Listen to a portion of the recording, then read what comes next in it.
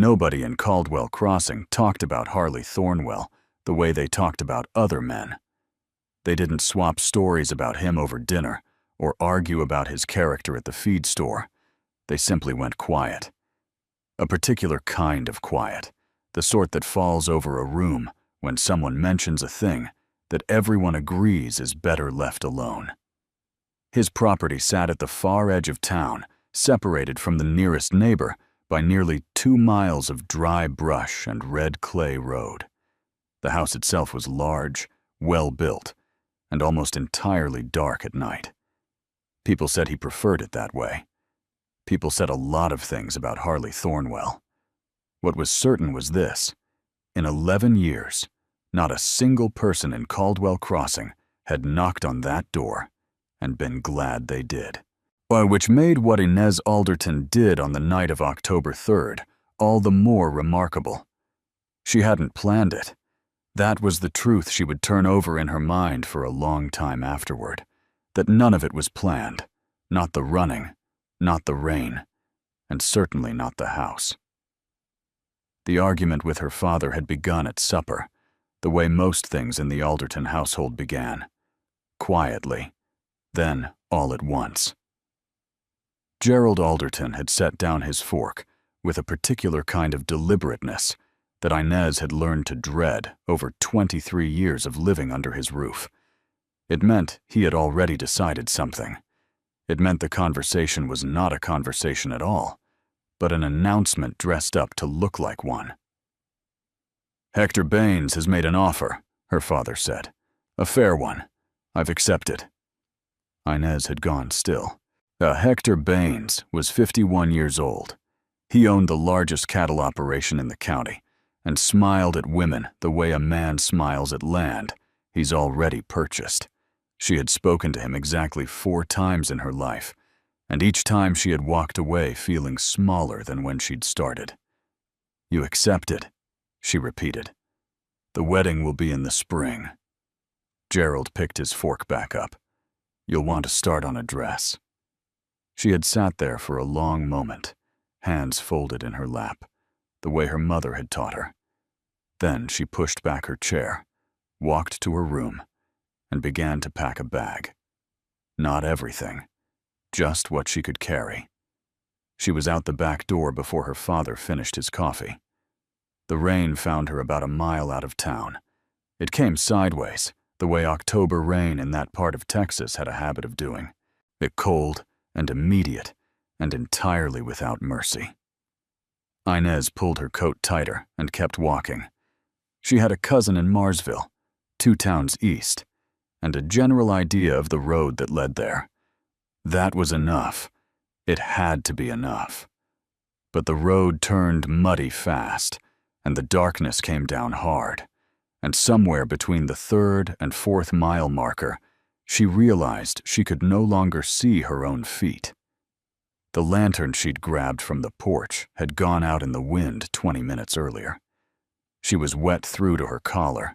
Her boots were pulling against the sucking mud with every step, and the night had the particular kind of silence that makes a person feel very alone and very far from anything good.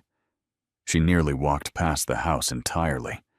It appeared through the rain like something half-imagined, a shape at first, a large and dark against the gray sky, then a roofline, then a porch, a house, a real one, with the walls and a door and the promise of dry ground. She didn't know whose it was. In that moment, she didn't care. She pushed through the gate, crossed the yard, climbed the porch steps, and tried the door. It opened. Inside was dark but dry, and she nearly wept from the relief of it. She stood in the doorway long enough to shake the worst of the rain from her coat, then stepped in and pulled the door shut behind her. The room she found herself in was a sitting room of some kind. She could make that much out from the faint light coming through the front window. A stone fireplace on the far wall, a table, 2 chairs, the remains of a fire, still faintly orange in the grate. Someone had been here recently. She told herself it didn't matter. She told herself she would dry out, rest an hour, and be gone before first light. No one would ever know she'd been here. She crossed to the fireplace, crouched down, and held her hands toward the warmth of the coals. That was when she heard it. A floorboard. Somewhere behind her and above, the slow, deliberate creak of weight shifting on old wood. Then another. Then the sound of boots on a staircase. Inez did not move. She had grown up in a house where knowing when to stay still was a survival skill. So she stayed still now, hands extended toward a fire that was no longer warming her, and she listened to the footsteps descend the stairs one at a time, unhurried, unafraid, until they reached the bottom and stopped. The silence that followed lasted exactly long enough to be unbearable. "You're in my house." The voice was low, not loud, but not angry exactly, just certain, the way a man is certain when he is standing on his own ground and has no reason to pretend otherwise. Inez turned slowly. He was tall. She registered that first. Then the fact that he was watching her with an expression she couldn't quite place. Not fury, not alarm. Something more measured than either of those things. His hair was dark, pushed back from his face, and there was a stillness about him that she associated with men who had learned a long time ago that raising their voice was a waste of energy. She recognized him then. Not his face. She had never been close enough for that. But the shape of him, the way he stood, the particular quality of the quiet he carried. She had heard his name her whole life spoken in hushed tones across church pews and general store counters. Harley Thornwell. She was standing, dripping rainwater onto the floor of the most feared man in Caldwell Crossing, and he was looking at her like he was genuinely unsure what to do with that fact. Inez straightened her spine. Her voice, when it came, was steadier than she had any right to expect. "I didn't know whose house it was," she said. "I was caught in the rain. I'll leave." She meant it. She was already turning toward the door. "The creek on the South Road flooded an hour ago," Harley said. "You won't get far." She stopped. He hadn't moved from the foot of the stairs. He wasn't blocking her way. He wasn't threatening her. He was simply telling her something true, in the same tone a person uses to mention the weather. Inez turned back slowly. She looked at the door. She looked at him. She thought about Hector Baines and her father's fork, set down with such quiet finality, and about how she had walked out into a storm rather than sit still and let her future be handed to someone else. Then she looked at Harley Thornwell again, really looked at him, and found that whatever she had expected to see in the face of a man the whole town feared, it wasn't this. He looked tired, not dangerous, just tired, and alone, and faintly puzzled by the wet, stubborn woman standing in the middle of his sitting room at 10 o'clock at night. "Sit," he said finally. "I'll put some wood on the fire." He said it the way a man says something he's already thought through and decided. Not an invitation, but not a command either. Something in between. Something that left the choice entirely with her. Inez stood there for a moment longer, and then she sat. The fire was rebuilt before either of them said another word. And somewhere in that long, warm silence, something shifted. Something neither of them had a name for yet, and neither of them was quite ready to examine. But it was there. What Inez didn't know, what she couldn't have known sitting in that chair with her wet boots drying by the fire, was why the whole town feared him. And what Harley Thornwell didn't know was that the woman sitting across from him was carrying a secret of her own. One that would reach this house before morning did. Inez woke to the smell of coffee. For a brief, unguarded moment, the kind that exists only in the first few seconds before memory catches up, she didn't know where she was. She was aware of warmth, and the sound of wind outside, and a blanket across her shoulders that she didn't remember pulling there. Then the room settled into focus around her, and everything came back at once. The fire had burned down to a low, steady flame. Gray morning light was pressing through the front window. She was still in the chair. She had fallen asleep sitting up, which told her more about how exhausted she'd been than she cared to admit. The blanket across her shoulders was thick and wool and smelled faintly of cedar. Someone had covered her in the night. She sat with that fact for a moment, unsure what to do with it. From somewhere deeper in the house came the quiet sounds of a kitchen, the dull knock of a pot, the soft rush of water. Inez folded the blanket carefully, set it on the arm of the chair, and stood. Her boots were dry. Her coat, which she had no memory of removing, it was hung over the back of the second chair, facing the fire. She moved toward the kitchen doorway and stopped just short of it. Harley Thornwell was standing at the stove with his back to her, sleeves rolled to the elbow, pouring coffee into 2 tin cups, with the unhurried ease of a man who had done this same thing alone every morning for a very long time. He hadn't heard her yet, or if he had, he gave no sign of it. Inez watched him for a moment, just a moment, before she spoke. "You didn't have to cover me," she said. He didn't startle. He simply set the pot down, picked up both cups, and turned around. "You were shivering," he said, and held one of the cups out to her. She crossed the kitchen and took it. Their fingers didn't touch. She noticed, without meaning to, that he had been careful about that. They drank the coffee standing on opposite sides of the kitchen, which felt like the right amount of distance for 2 strangers who had spent the night under the same roof without meaning to.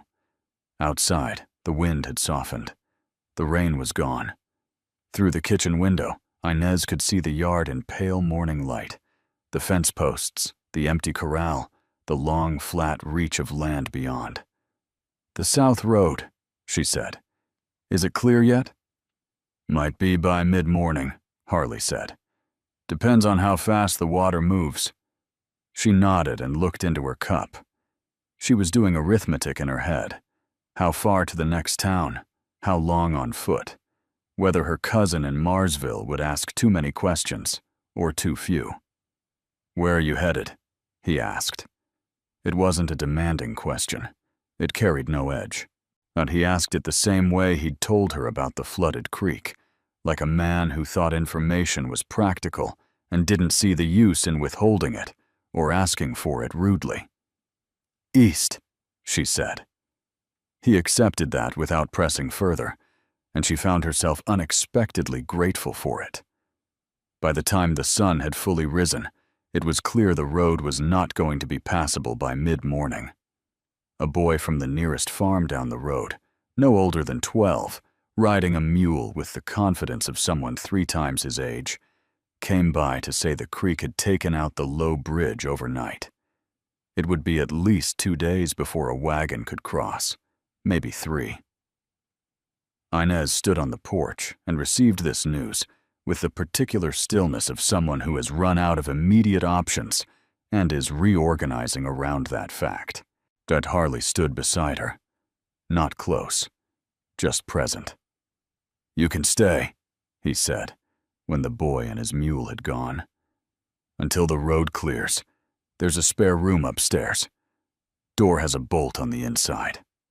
She looked at him. "I'm telling you that," he said, meeting her eyes. "So you know I'm not asking you to trust me, just offering you a dry place to wait." It was the most words he had strung together since she'd arrived, and there was something in the plainness of them, the complete absence of performance, that made Inez feel unexpectedly steadied. "People will talk," she said. "People already talk," he replied. "About me, anyway. You'd just be new material." There was no bitterness in it. He said it like a man who had long since stopped expecting the world to be otherwise. Inez almost smiled. Almost. All right, she said. 2 days.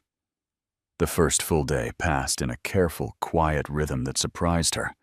She had expected awkwardness, the sharp-edged kind that comes from two strangers navigating shared space without a map. Instead, the house seemed to absorb them both without effort.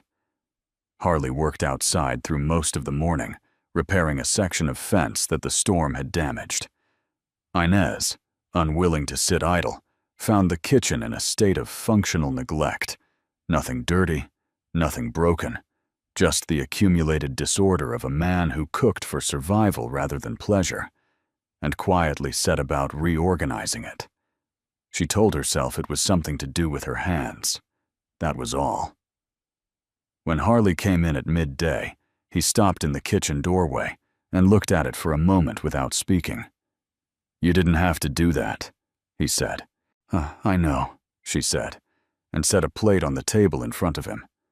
He sat down. He ate. He said, after a few minutes, "It's good." It was a simple thing, a very simple thing. But Inez had grown up in a house where a meal placed in front of her father was received as an expectation rather than a gift. And something about the quiet directness of those two words settled somewhere in her chest and stayed there. In the afternoon, she found the bookshelves. They were in a small room off the main hallway, a room she might have taken for a closet if the door hadn't been standing open. Inside were 3 full shelves of books, a lamp, and a chair positioned beneath the window at an angle that caught the afternoon light perfectly. It was so deliberately arranged, so clearly a private space, that she almost backed out without going further. But the titles pulled her in. She was standing there, head tilted sideways, reading spines, when she heard him in the doorway. "Sorry," she said, straightening. "I didn't mean to intrude." "You're not," he said. She looked at him. He was leaning against the doorframe with his arms loosely crossed, and there was something in his expression she hadn't seen before. Not quite ease, but the early edge of it. Like a door opened just slightly, not yet wide. "You read a great deal," she said. "When it's quiet," he said, "which is most of the time." She thought about asking him why a man who clearly valued his solitude had the particular reputation he did in Caldwell Crossing. Or she had been wondering about it since last night, the gap between the man the town described and the man who had covered her with a blanket and made her coffee and told her the door had a bolt on the inside so she wouldn't have to worry. She didn't ask. Not yet. Instead, she pulled a book from the shelf, held it up with a questioning look, and he nodded once. She took it to the sitting room.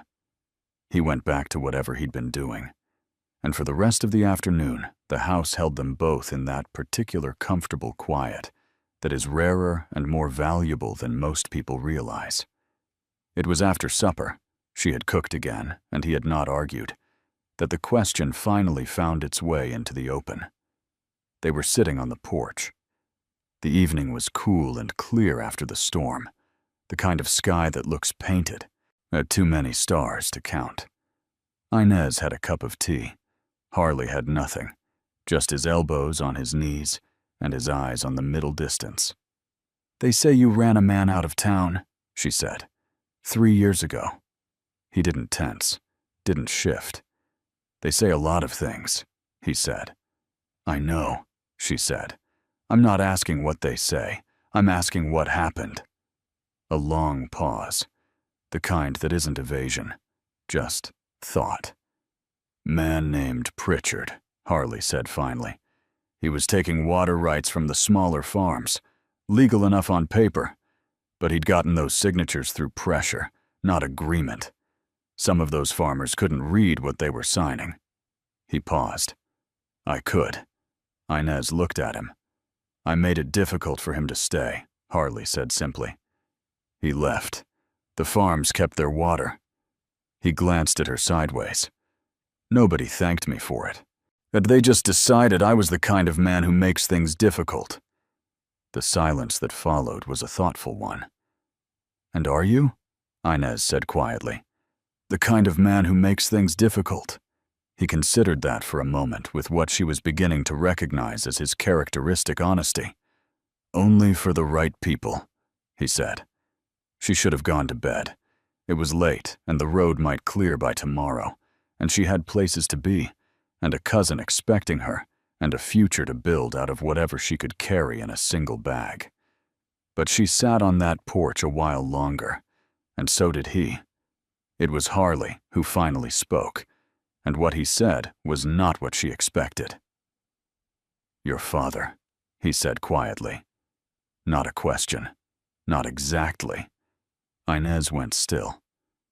"You didn't leave because of rain," he said. He wasn't looking at her, and he was still looking at the sky, the same steady way he looked at everything. Nobody packs a bag and walks out in the dark over weather. She didn't answer right away. The words her father had said, "Hector Baines has made an offer. A fair one.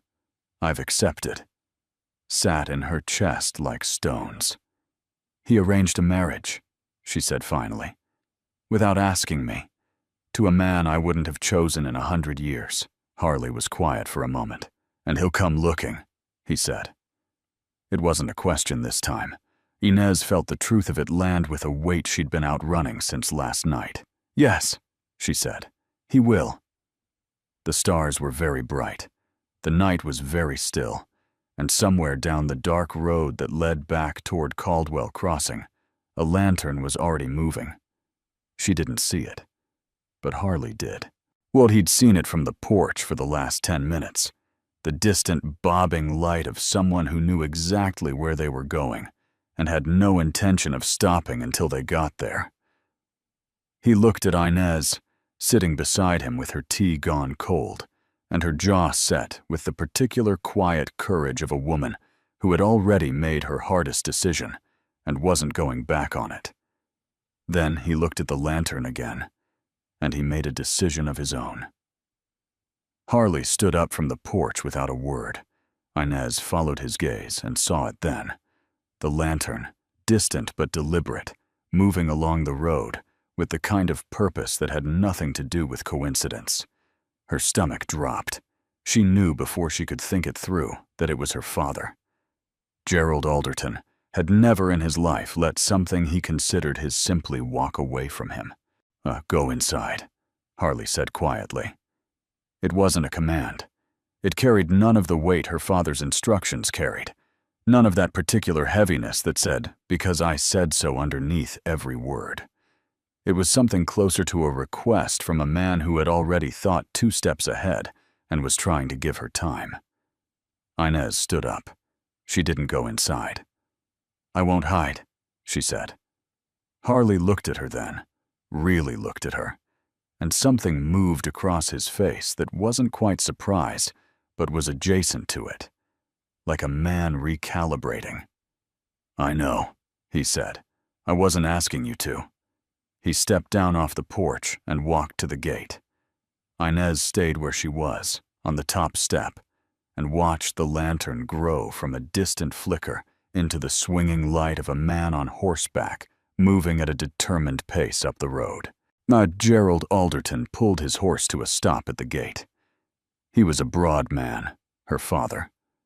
Broad through the shoulders, broad in the way he took up space in a room, as though the air itself owed him accommodation. He looked at Harley Thornwell, standing at his own gate, with the expression of a man who had not expected an obstacle and was deciding how to handle one. Then he looked past Harley at Inez on the porch, and his expression shifted into something harder and more familiar. "Inez," he said, "get your things." She had heard that voice her entire life. It had pulled her back from 100 small rebellions. A word left unsaid. A door closed softly instead of firmly. A dress worn that he hadn't approved of. And every time she had listened, something inside her had gone a little quieter. She felt the pull of it now, old and deep and entirely automatic. But she stayed where she was. "No," she said. The word was so simple, so short. It surprised even her. Not that she'd thought it, but that it had come out whole and clear and without apology attached to it. Gerald's eyes moved back to Harley. "This is none of your business, Thornwell." "She's on my property," Harley said. His voice was even. No performance in it. No aggression. Just a plain statement of geography. "That makes it somewhat my business." "She's my daughter." "She's a grown woman," Harley said, "who walked out of your house of her own choosing." Gerald shifted in his saddle. He was the kind of man who was accustomed to silencing people with his presence alone, and Harley Thornwell was not being silenced, which was visibly disorienting. "Hector Baines is a good man," Gerald said, "at changing angles. He'll provide for her, give her a proper life." "A proper life," Inez said from the porch, "is not the same thing as a chosen one." Her father looked at her. In his eyes was something she had spent years trying to read correctly, a mix of genuine belief in his own righteousness and a frustration he'd never quite learned to separate from affection. He did love her, in the way that some men love the things they own. She had always known that. It had never made it easier. "You're being foolish," he said. "Maybe," she said, "but I'm being foolish on my own terms." The conversation that followed was not a short one. Gerald argued the way he always argued, circling, returning, restating the same position from different angles, as though eventually one of them would land. Harley stood at the gate and said almost nothing, which turned out to be more effective than anything he could have said, because Gerald could not intimidate a silence. He needed resistance to push against, and Harley simply wouldn't provide it. It was close to an hour before Gerald Alderton finally accepted that he was not leaving with what he'd come for. He looked at his daughter one last time. Something in his face shifted, not into warmth exactly, but into a reluctant acknowledgement that the thing he was looking at was no longer entirely his to direct. "This isn't finished," he said. "It is for tonight," Inez replied. He turned his horse and rode back the way he'd come, the lantern swinging with the rhythm of the animal's movement, until it disappeared around the bend in the road, and the dark settled back in, quiet and complete. Aunt Inez let out a breath she had been holding for what felt like several minutes. Harley came back up the porch steps and stood beside her, both of them looking out at the empty road. "You didn't have to do that," she said. "I know," he said. She looked at him sideways. "That seems to be a habit of yours." The corner of his mouth moved.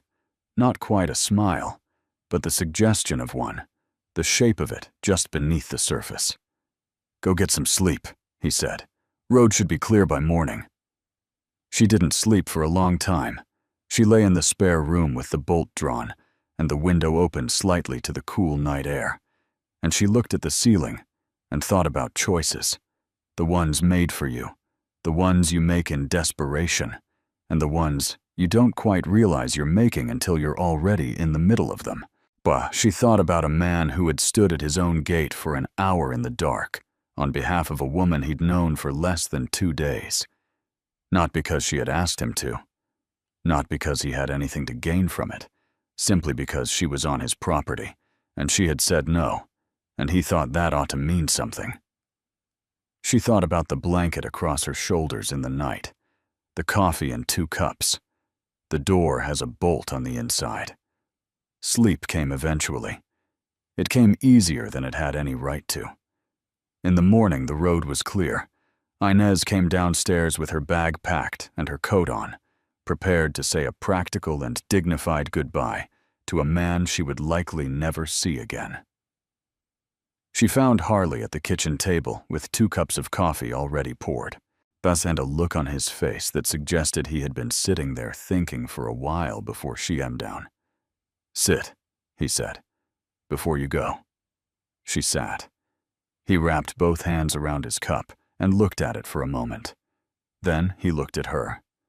I'm not going to ask you to stay, he said. That's not what this is. All right, she said, carefully. But I'd like to know. He stopped, started again, more deliberately. Your cousin in Marsville. Is that where you want to go, or just where you figured you could go? Inez opened her mouth, closed it again. It was such a precise question. The difference between those two things, wanting and settling, was something she had been navigating her entire life, and no one had ever put it that plainly before. I don't know, she admitted. Harley nodded slowly, not like a man receiving information he'd half expected. There's work here, he said. If you wanted it. The books need keeping. I'm good with land and livestock, but numbers give me trouble. It would be a fair arrangement, separate and proper. He met her eyes. No obligation past what you agreed to. The kitchen was very quiet. Outside, a bird was doing something uncomplicated and cheerful in the yard. You're offering me employment, Inez said slowly. I'm offering you a choice, Harley said. A real one, not one someone else made for you. She stayed. Not because she had nowhere else to go. She had turned that excuse over carefully and found it wasn't true enough to hide behind. She stayed because when she picked up her bag and walked to the door and stood there for a moment looking out at the morning, yet she found that the pull she felt was not toward the road. The arrangement was exactly what he had said it would be, separate and proper, and fair in the way that only things freely agreed to can be fair. She kept the books. She managed the household accounts with a precision that Harley acknowledged with a kind of quiet approval that she found, to her own surprise, she valued more than elaborate praise. The weeks passed in the same unhurried rhythm as those first 2 days, and slowly, so slowly, that neither of them could have pointed to the moment it shifted. The careful distance between them became something else. Not smaller exactly, just warmer. The way a room warms when the fire has been going long enough that you forget it was ever cold. He began to ask her opinion on things. She began to offer it, without waiting to be asked. Now they argued once, productively, about whether the east pasture was worth the cost of fencing, and Inez turned out to be right, which Harley acknowledged without ceremony and without resentment, which she found more attractive than she was immediately prepared to deal with.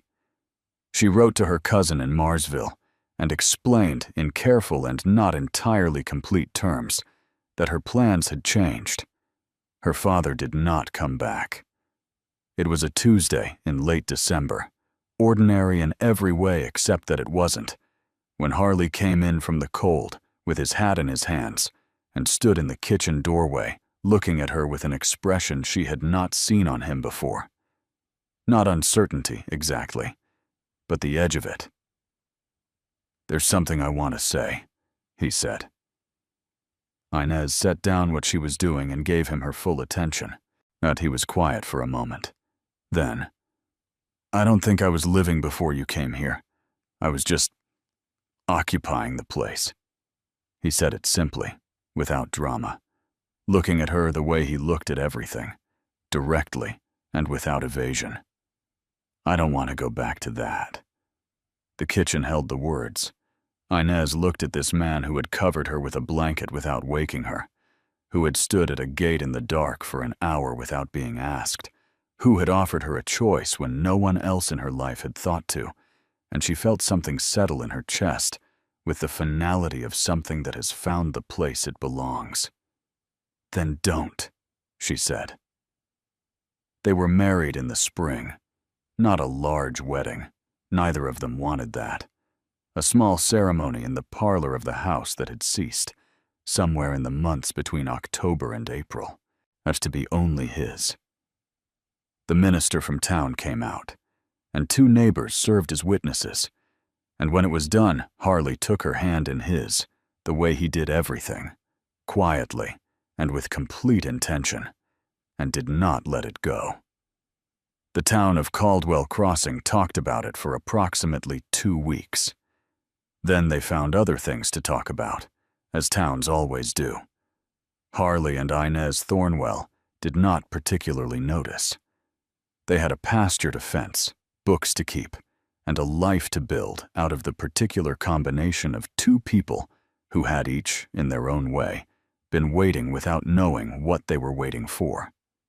By the following winter, there was a cradle in the spare room. The bolt on the inside of the door had not been turned in months. Some things begin in desperation and become the truest thing you ever found. Some doors you walk through in the dark turn out to lead exactly where you needed to go. Inez Alderton had run from a future she hadn't chosen, and stepped, wet and shivering, and entirely by accident, into the only one she ever wanted. If you find yourself drawn to stories like this one, quiet and warm and human, there are more waiting for you here. No rush. They'll keep.